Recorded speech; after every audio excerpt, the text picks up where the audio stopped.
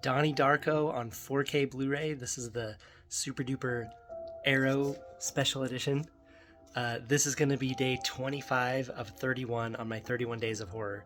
I know it might be a bit of a stretch to have Donnie Darko on the horror, but honestly there's a lot of this movie that feels like horror, and it is set during Halloween time, so I think it's perfect. I love this opening scene, how the camera comes up on Donnie as he's laying in the road. Like, the camera's almost just like floating and like wobbling on its way to him, and it just makes for like such a, I don't know about psychedelic, but just like a dream-like kind of a feel, as it's almost like it's on a dolly, but then it's like loose, so it's just like, it's almost like flowing to him on water. So here's just a really quick look at the box, because I'll have an unboxing video elsewise. And then there's like a huge book in there, and the normal disc and a poster. And this disc one actually had like a authoring issue on it. So if you bought the big box set, then Arrow Video would send you this replacement disc. So this is my original disc, and I'll talk more about this at the end. So I now have two of this disc and one of disc two, and I'll talk about what the problem on this disc is at the end. So anytime it shows a kid's bedroom in a movie, I always like to look at all the stuff that they have in here. And very briefly before the scene change, you can see he has an American flag on his ceiling and a Led Zeppelin poster. So quick note on the actual quality of this 4K. Wow, it looks amazing. It looks like a film. This is the best I've ever seen it. I've seen this movie a ton on DVD. I don't know if I ever saw it on VHS or if they ever made it on VHS, but yeah, this looks incredible. Like, the whole time it just had like a light tingly film grain on there, so I just felt like I was in a theater watching a projected film with this thing. So I was very, very impressed. All right, so there's been a million reviews and movies and essays and everything on this movie, and honestly, you could go into this movie very deep, but I've enjoyed this movie ever since I saw it, probably around mid-2001 on DVD at my friend's house, so thanks for showing me that. So I just want to show you my favorite parts, like it's a book club and it's my turn and I'm just showing you what I think. Kind of going back real quick to his bedroom with the Led Zeppelin poster and the American flag. I would challenge you to find a movie nowadays with a teenager that has an American flag on their room. I bet you won't. I do not think that would be allowed on movie sets at this point. I mean, argue it if you can, but if you can point out a modern movie, like a very recent movie with a teenager with an American flag on their wall, I'd be very surprised, which is sad. So this is, oh gosh, there's so many of my favorite parts, but I absolutely love the slow motion mixed with music, with just pure visual storytelling that this movie does a handful of times. Just such a perfect use of Tears for Fears. Tears for Fears have such an odd like cadence of their songs, and this movie makes perfect use of them. And it's just like a really, really long one shot, which I would love to just show the whole thing, but I mean, you can see it on YouTube, but it just goes all around the school and shows all these kids doing different stuff, and it's amazing all that you learn from the characters as it goes around and shows each one of them. Here's Jenna Malone. My goodness, I had a crush on her in 2001. Ever since I saw both this movie and Life as a House. Wow. I had a major crush on her in my younger years. So Drew Barrymore, one of the executive producers. They're reading Graham Greene, The Destructors, and because of this movie, I went and sought that short story out, and it's a good one. And I love when movies kind of help me to go expand and learn something else. So I went and printed that out and got it bound as just a little booklet, I guess, and gave it to my friends. But the reason I think this movie qualifies for my 31 days of horror is, like, there's so many parts that are genuinely scary and that you do not know what's going on. Like later when we see Frank, the scary bunny, like you do not know why he's there, what he's doing, but he's telling Donnie to do kind of terrible things. and it just gets scary, and it's got the Halloween theme. So honestly, I think it's the perfect October Halloween kind of movie. Throughout the movie, there's this running theme of Jim Cunningham teaching. He has this set of tapes that he teaches about fear and love, and how whole human spectrum can be divided into those two things. And they show these like educational tapes in the class, and they're so cheesy. But look at him.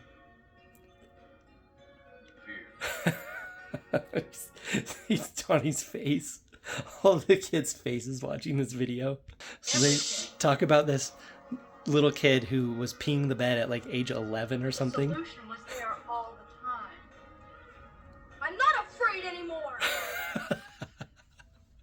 There's so many lines from this movie that have just stuck with me ever since I saw it, and boop, that's one of them, where he's overcome the fear that was causing him to pee his bed all the time. I'm not afraid anymore. Here's one of my other favorite lines in the entire movie. Mom said the boys' locker room was flooded and they found feces everywhere. What are feces? Baby mice. Aww. So Frank told Donnie to go cut the water main at the school. And then I don't know how he got that axe into the head of that statue, but those two girls, there's baby mice everywhere. There's feces everywhere. And she's like, what are feces? Baby mice. And the other girl's just like, ah. I don't know why that's so funny to me. Maybe because it involves poop. Look at Jake Gyllenhaal's hair. When the sun hits it, it like has these orange like highlights. Do you see that? Yeah, there's another shot. Look at that. The sun hits it and it like, his hair turns like a reddish orange. I wonder what that's about. This is a really awesome conversation between Donnie and Jenna Malone's character. And it's just so awkward and has like the funnest little, it's almost like a xylophone sounding music. But this line coming up here between these two, like the concept of this is like a major theme of the movie. Listen to this. I'm really glad school was flooded today. Why is that? Because you and I never had this conversation. You're weird. He's really glad that school flooded today, because if not, then you and I never would have had this conversation. And so this whole movie is like that. It's like if this thing had not happened, then all of this would have not happened. So there's all these events that then cause like much, much bigger events. And eventually you'll see that a form of like time travel gets involved here. If you haven't seen this movie, there's going to be spoilers in here. I definitely recommend you go see this movie. But that's the theme of the movie. It's like if the school wouldn't have got flooded, then we never would have had this conversation. And so you can just apply that to like every other part of the movie. And there comes a certain point where there's like a focus point in the movie where everything beyond this point is caused by this one, well, not caused, but is affected by this one event. And if this one event changes, then everything after it changes. And so it doesn't feel like this kind of throwaway line is like totally thematic and core to the whole movie, but it is. Our curriculum. It's meant to be ironic. Excuse me, you need to go back to grad school. I love how the music is just like building and building on this part, and it cuts between the PTA meeting and Donnie talking to the scary rabbit. We are in great danger. So we get to see more of Jim Cunningham's instructional videos.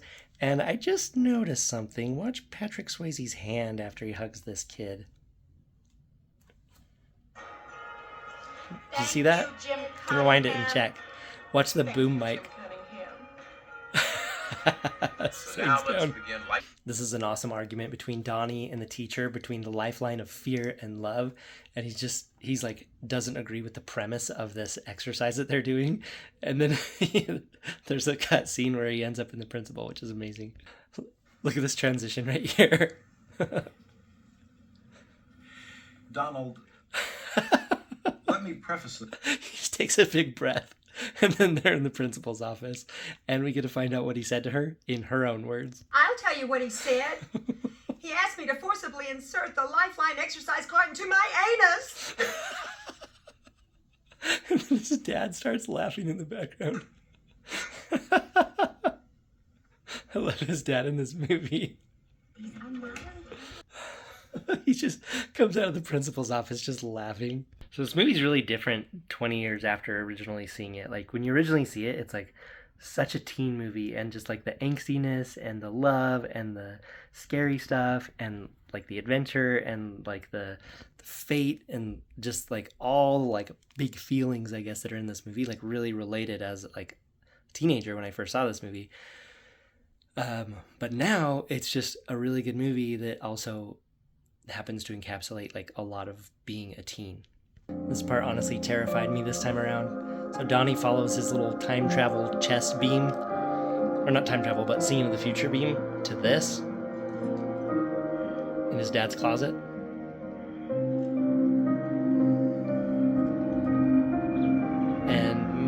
And now here he is going to school. My goodness, this hits differently nowadays. That's part stressed me out.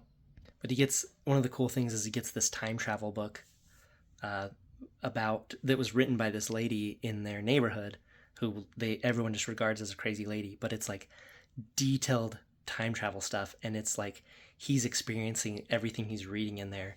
And so the director's cut kind of divides the movie into chapters and actually shows portion of the book on the screen. And so I think the theatrical cut of this movie has like a way better like pace, but the director's cut has a lot more footage, like a lot more added scenes, but then it also adds a lot more of like this philosophy of time travel book. So I love in the Arrow video set that it comes with both versions on 4K. So Donnie's been dating her for 2 weeks now. He's really frustrated that they haven't kissed yet. And Well, I'm sorry. I look at this. like you a lot. Look at what's in the background right here coming up. She's talking about the timing. What? She wants it to reflect when it reminds me, just... It reminds you how beautiful the world can be. Yep. Yeah. And I like that this. there's some fat guy over there staring at us.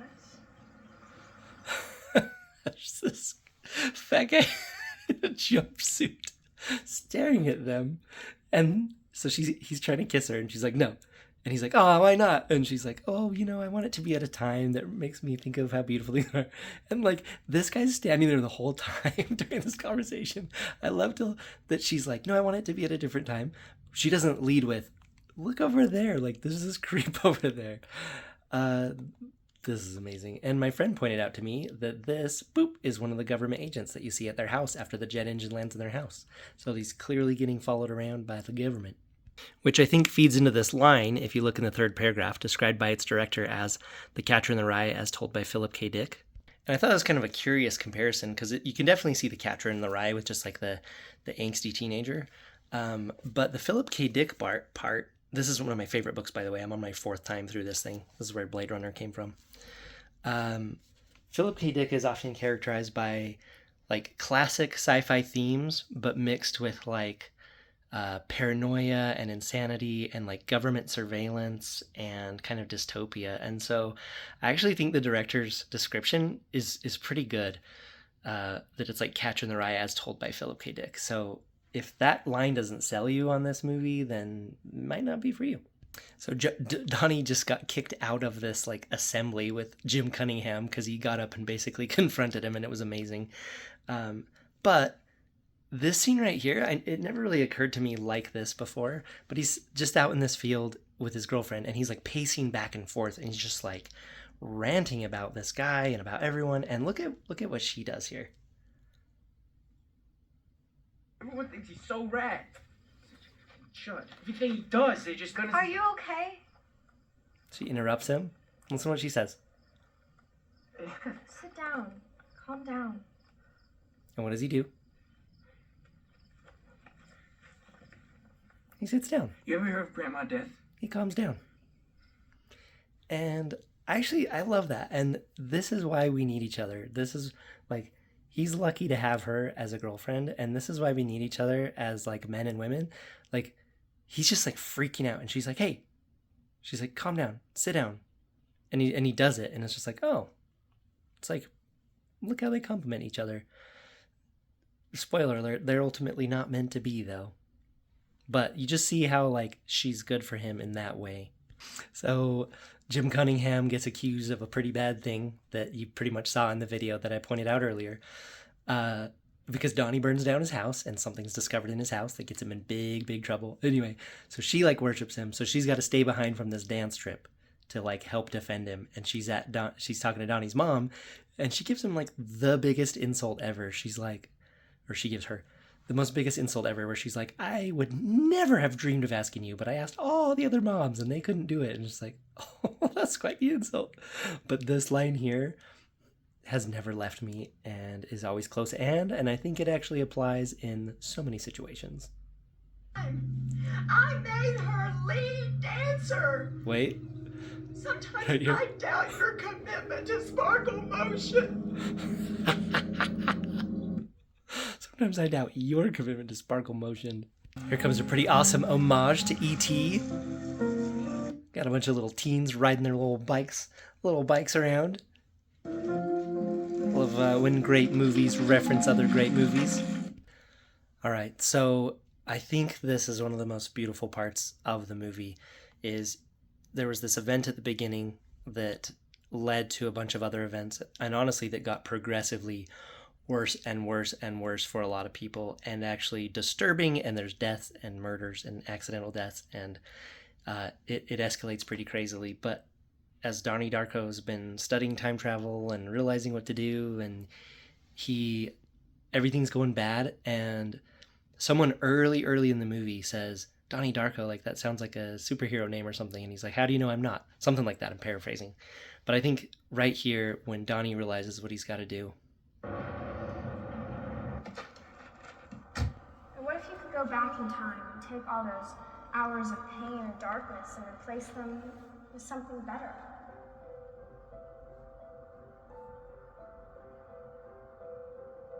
So that is a smile of love and self-sacrifice.